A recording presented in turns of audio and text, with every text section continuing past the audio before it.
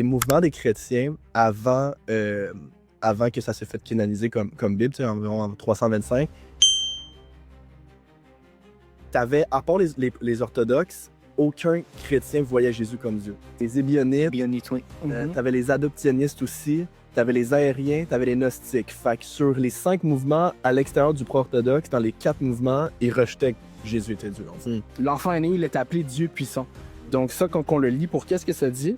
L'enfant va être Dieu. Jésus se déclare être un avec le Père, pas simplement sous un aspect de conscience d'éveil, mais sous un aspect, non, je suis la parole de Dieu. Au commencement était la parole, et la parole était avec Dieu, et la parole est Dieu. Donc, Jésus est la projection, la parole de Dieu dans la réalité, mais il est Dieu. Ça, c'est le mystère encore plus profond, mais Jésus est la parole de Dieu manifestée dans le monde et il a été là pour nous montrer le bon exemple de comment bien vivre, mais en même temps aussi pour payer pour nos péchés.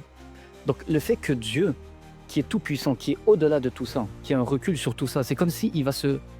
Nous, comment on le perçoit, c'est que c'est comme s'il va se rabaisser pour s'adapter à la créature qui, elle, est imparfaite pour être avec elle.